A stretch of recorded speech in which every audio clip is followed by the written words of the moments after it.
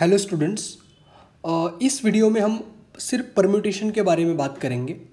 Last video में हमने permutation and combination में जो अंतर है, जो डिफरेंस है, उसको समझा था। इस वीडियो में हम परम्यूटेशन को अच्छे से समझ लेंगे। उसके ऊपर प्रॉब्लम जो आते हैं वो अलग अलग टाइप के प्रॉब्लम आते हैं, लेकिन समझना एक अलग बात है, फॉर्मूला अप्लाई करके सॉल्व करना एक अलग बात है। तो मैं एज्यूम कर रहा हूँ कि आपने लास्ट वीडियो देखा है मेरा, ठीक है। फिर भी एक शॉर्ट में मैं रिवाइज कर देता हूँ इसको। देखो, परम्यूटेशन का मतलब होता है अरेंजमेंट जिसमें ऑर्डर इंपॉर्टेंट है। ऑर्डर इज इंपॉर्टेंट, ठीक है। ये दो चीज़ें हमने देखी थी।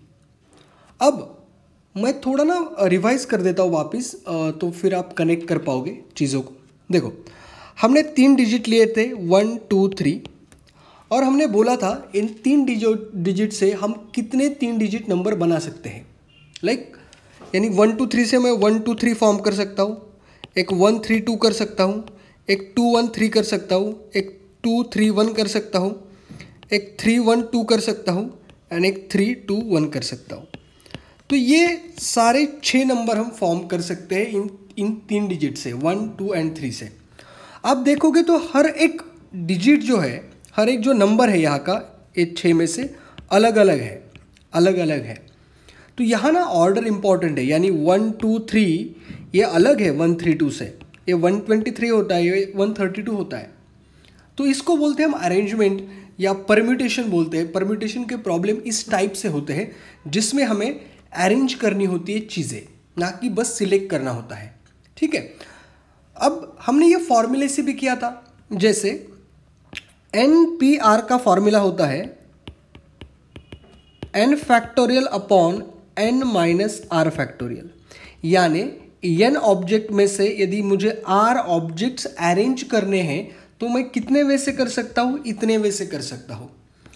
तो ये फॉर्मूले के हिसाब से करके देखते एक बार। 3 ऑब्जेक्ट में से हमें 3 ऑब्जेक्ट या 3 डिजिट से हमें 3 डिजिट रीअरेंज करने हैं या अरेंज करने हैं। तो इसका आंसर कितना आएगा, 3 फैक्टोरियल अपॉन 3 माइनस 3 फैक्टोरियल। तो 3 फैक्टोरियल होता है 6 एंड 3 माइनस 3 0 फैक्टोरियल होता है 1, तो ये आएगा 6। तो ये आंसर एंड ये आंसर सेम आता है, ठीक है। ऑब्वियसली यहाँ हम रिपीटेशन अलाउड नहीं कर रहे। तो ये बहुत बेसिक चीज़ थी परम्यूटेशन के बारे में। अब ना थोड़ा हम आगे चलते हैं। कुछ कंसेप्ट मैं इंट्रोड्यूस करूँगा इसमें, एंड कंसेप्ट लेके फॉर्मूला दोनों एक साथ करके हम परम्यूटेशन चैप्टर को आगे बढ़ाएंगे। देखो, अभी मैं 2 चीज़ें बता रहा हूँ। एक है और का मतलब होता है प्लस, एंड का मतलब होता है मल्टीप्लिकेशन। और का मतलब प्लस, एंड का मतलब मल्टीप्लिकेशन। अभी ये थ्योरम से 2 थ्योरम से अलग अलग, लेकिन उन थ्योरम में नहीं जाएंगे हम अप्लाई कैसे करना है ये देखेंगे। देखो, अब मैं एक क्वेश्चन लेता हूँ। With the help of formula and without formula हम इसको सॉल्व करेंगे। देखो, प्रॉब्लम है how many 3 digit numbers can be form from 1, 2, 3, 4, 5। ये हमें 5 अलग डिजिट दिए हैं और पूछा है आप 3 डिजिट के कितने नंबर बना सकते हो। क्या है इस प्रॉब्लम में? अल्टीमेटली ये पूछ रहा है आप कोई भी 3 नंबर ले लो 5 में से, और कितने नंबर आप बना सकते हो। यहाँ क्या था, 3 में से तीनों लिए थे, यहाँ 5 में से 3 लेके करना है। पहला, इसमें एक हिस्सा है कि repetition is not allowed, and दूसरा रिपीटेशन इज अलाउड, ठीक है। 2 चीज़ें हैं, दोनों को ढंग से समझेंगे। देखो, 5 डिजिट है मेरे पास, 1, 2, 3, 4 एंड 5, ठीक है। अब मेरे को 3 डिजिट का नंबर फॉर्म करना है, तो मैं 3 प्लेसेस यहाँ कर देता हूँ ऐसे, ठीक है, क्योंकि 3 डिजिट का ही चाहिए।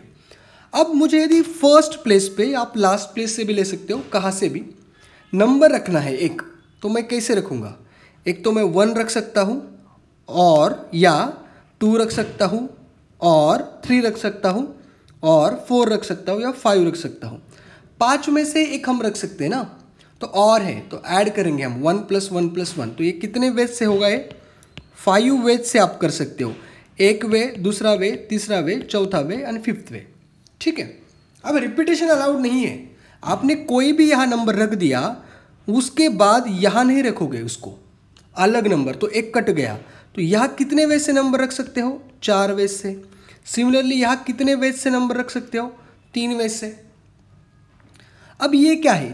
3 डिजिट का नंबर फॉर्म करना है, तो ये 5 एंड 4 एंड 3। क्यों एंड? क्योंकि 3 डिजिट का नंबर फॉर्म होना ही चाहिए ना, और तो नहीं है। तो ये 5 × 4 × 3 होगा, तो इसका आंसर आएगा 60 veg. 20 × 3 60 veg.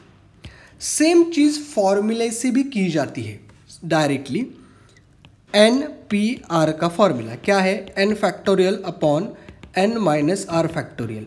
Number of arrangement of 3 objects out of 5, क्या फॉर्मूला है? 5 फैक्टोरियल अपॉन 5 माइनस 3 फैक्टोरियल।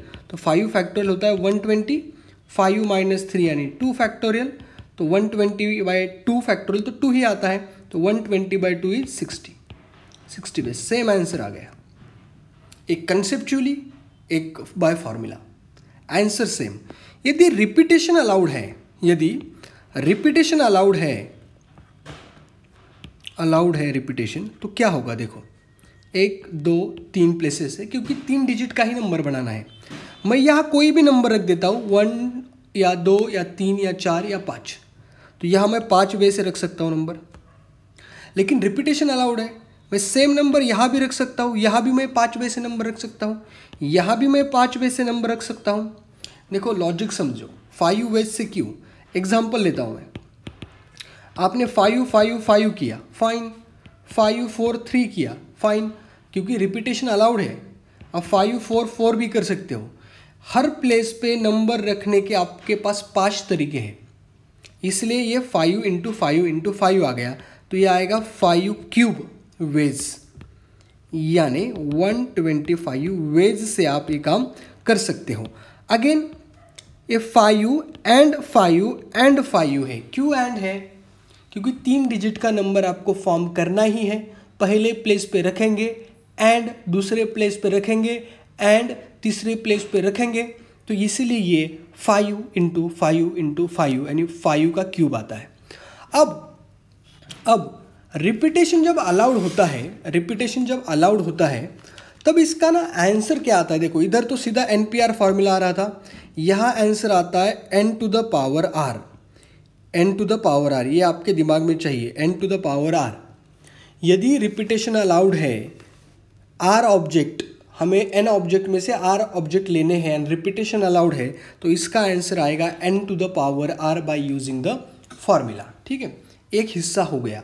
थोड़ा आगे चलते हैं, दूसरा हिस्सा लेता हूं मैं। देखो 5 डिजिट है, 1 2 3 4 5। अब क्वेश्चन मेरा ऐसा है कि कितने 5 डिजिट के नंबर हम फॉर्म कर सकते हैं इन 5 लेटर से। 5 डिजिट के पूछा है, यानी अल्टीमेटली 5P5 पूछा है हमें। ये कब? जब रिपीटेशन नॉट अलाउड। तो इस केस में क्या होगा? देखो अगेन 1 2 3 4 5, यहाँ 5 वे से रख सकते हो नंबर। रिपीटेशन अलाउड नहीं है, तो यहाँ 4 वे से ही रखना होगा, यहाँ 3 वे से ही रखना होगा, यहाँ 2 वे से ही रखना होगा, इधर 1 वे से ही रखना होगा। तो ये आता है आंसर 120 वेज। ये मल्टीप्लाई करोगे, 5 × 4 20 × 3 60 × 2 120 एंड 120 × 1 इज 120 अगेन। ठीक है, तो 120 वेज आ गए। लेकिन इसका डायरेक्ट भी फार्मूला है। फार्मूला क्या है? देखो फार्मूला आपने लिखना चाहिए, नंबर ऑफ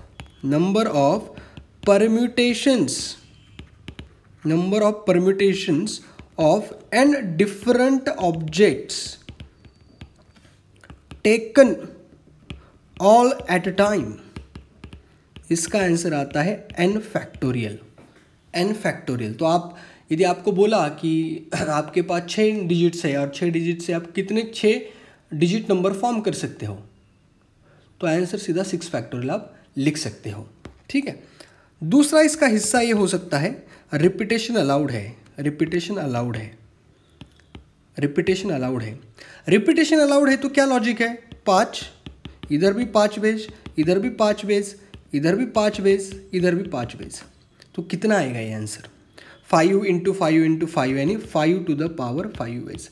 तो यदि 5 ऑब्जेक्ट है आपके पास एंड 5 ऑब्जेक्ट में से आपको पाँचों के पाँचों को रीअरेंज करना है या अरेंज करना है एंड कंडीशन क्या है, रिपीटेशन आप कर सकते हो, तो आंसर कितना आता है n to the power n, यानी number of permutation of n different object taken all at a time and repetition is allowed. इस केस में आंसर आएगा n to the power n।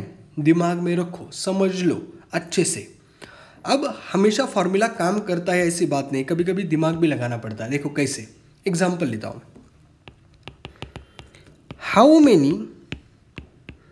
How many 3 digit odd numbers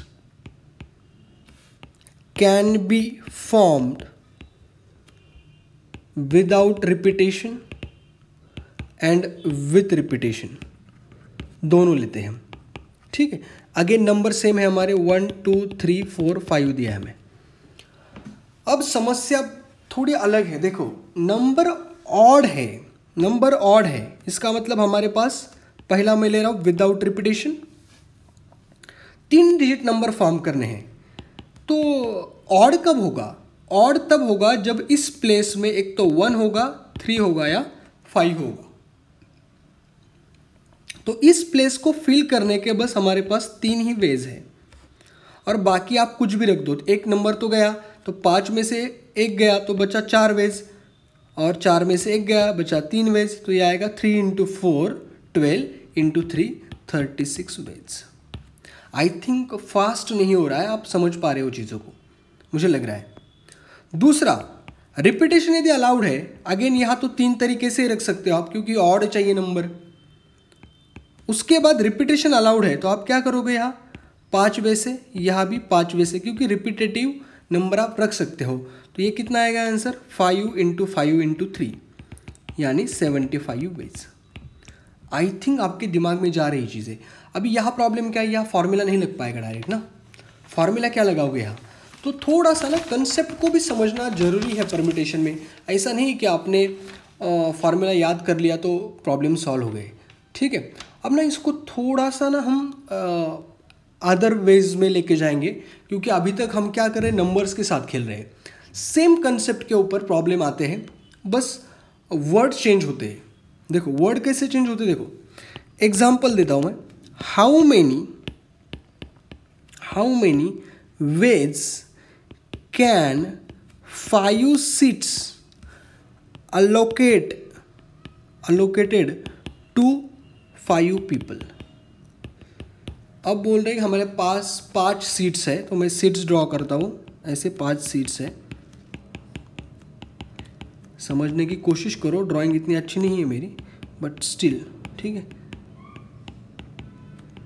ये 5 seats है और आपके पास 5 लोग हैं, तो क्या करोगे, एक इंसान इधर बैठा है, जूम करो, कहाँ भी बैठा हो, यहाँ 5 में से कोई भी एक बैठ सकता है। तो इधर सीट करने के लिए, या आप स्टार्टिंग से भी कर सकते हो, ऐसा कुछ नहीं है, यहाँ 5 वेज से इंसान को बिठा सकते हो, यानी कोई भी 5 में से एक बैठेगा तो ठीक है, पहला बैठेगा या दूसरा बैठेगा, तीसरा या चौथा या 5वां, तो ये 5 वेज है।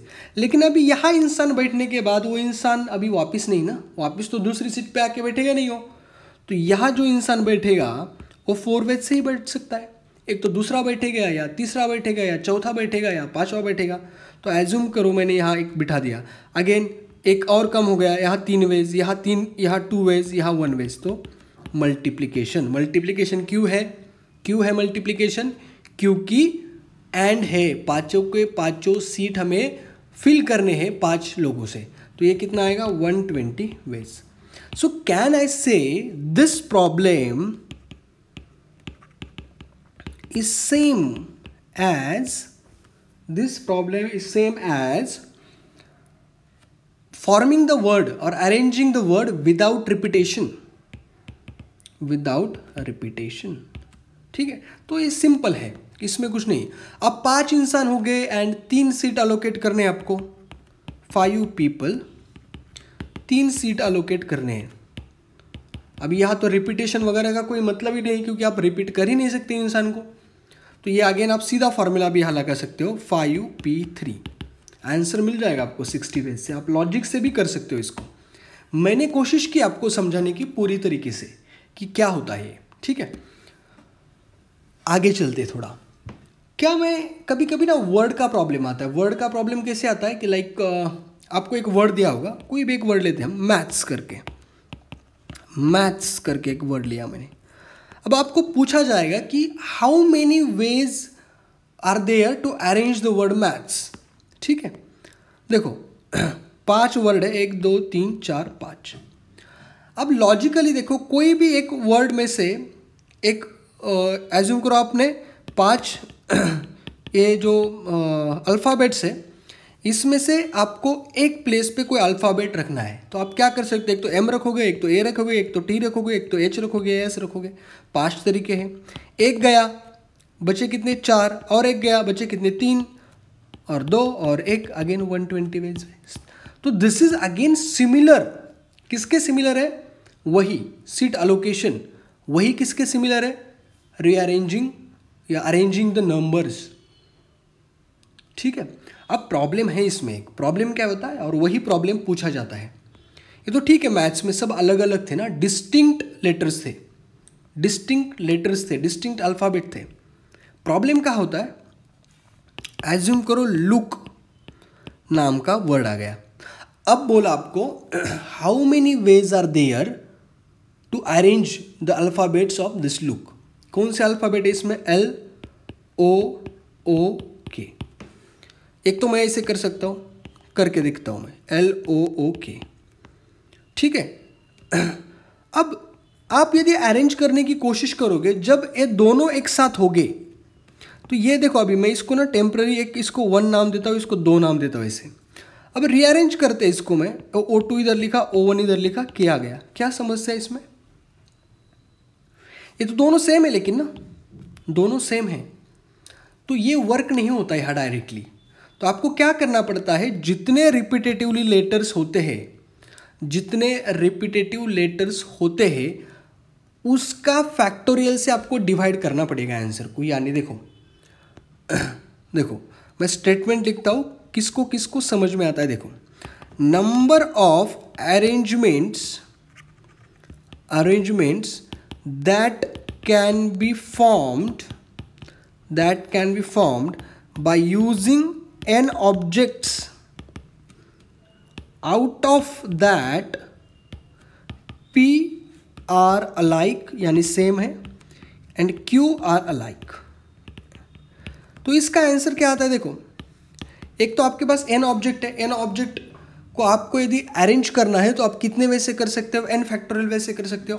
सीधा आप आंसर लिख सकते हो इसका। ये ऊपर क्या था, इधर 5 था, 5 फैक्टोरियल आ गया। ये ऊपर भी अभी ये नहीं, यहाँ 5 फैक्टोरियल आ जाएगा, ठीक है। तो n फैक्टोरियल आएगा इसका आंसर, एंड आपको डिवाइड करना पड़ेगा p factorial upon q factorial से। यदि एक ही बार रिपीट है, अभी यहाँ O था, कितनी बार रिपीट है? 2 बार, तो इसको क्या करना पड़ेगा? 4 फैक्टोरियल अपॉन 2 फैक्टोरियल। ये इसका आंसर आएगा। ये बस एक ही वर्ड नहीं है, आप एज्यूम करो कि मैथमेटिक्स वर्ड है, MATHEMATICS। कितने आप इससे, इस मैथमेटिक्स में जितने अल्फ़ाबेट है उनका यूज़ करके आप कितने वर्ड क्रिएट कर सकते हो? काउंट करते हैं पहले, 1 2 3 4 5 6 7 8 9 10 11 फैक्टोरियल, इतने आप क्रिएट कर सकते हो। लेकिन प्रॉब्लम क्या है? रिपीटेशन होगा। रिपीटेशन कौन सा रिपीटेशन है? देखो, A रिपीट हुआ है 2 बार तो 2 फैक्टोरियल आ गया, M रिपीट हुआ है 2 बार, अगेन 2 फैक्टोरियल आएगा। और कोई रिपीट हुआ है क्या? T रिपीट हुआ है 2 बार तो और एक 2 बार फैक्टोरियल आएगा। H रिपीट नहीं, E रिपीट नहीं, I रिपीट नहीं, C रिपीट नहीं, S रिपीट नहीं। तो ये जो प्रॉब्लम है ना, ये बड़ा इंपॉर्टेंट प्रॉब्लम है कि आपके पास यदि n ऑब्जेक्ट है, उसके आपको अरेंजमेंट निकालने हैं n ऑब्जेक्ट के, यानी उसमें से आपको ऐसा नहीं प्रॉब्लम कि लाइक n ऑब्जेक्ट्स होते हैं, उसमें से आपको r अरेंज करने होते हैं तो npr फॉर्मूला लगता है। यदि n ऑब्जेक्ट से n के n अरेंज करने हैं तो n factorial is directly answer, हमने देखा है वो, ठीक है। यदि ऑब्जेक्ट कोई है उसमें से जो रिपीट हो रहा है तो उसके फैक्टोरियल से हम उसको डिवाइड करते हैं। एज्यूम करो यहाँ भी a रिपीट हुआ 2 बार तो 2 फैक्टोरियल से डिवाइड किया, t यदि रिपीट हुआ 2 टाइम्स तो और 2 बार फैक्टोरियल से डिवाइड किया। तो इस तरीके से आप परम्यूटेशन के प्रॉब्लम सॉल्व कर सकते हो। अभी देखो परम्यूटेशन यहाँ ख़त्म नहीं होता, परम्यूटेशन बहुत एडवांस लेवल के भी प्रॉब्लम्स होते हैं, लेकिन आई थिंक इतना जो सफिशिएंट है आपके अंडरस्टैंडिंग के लिए, तो आई थिंक सो आपको ये वीडियो अच्छा लगा होगा एंड आपको कंसेप्ट भी क्लियर हुए होंगे। तो प्लीज़ आपको यदि फील आ रहा है यार हो गया आज, तो बस पहली बार समझ में आ गया तो प्लीज़ कमेंट सेक्शन में मेंशन करो, it will motivates me to make new videos. And thank you so much for watching this video and thank you so much for your patience, your attention. Thank you.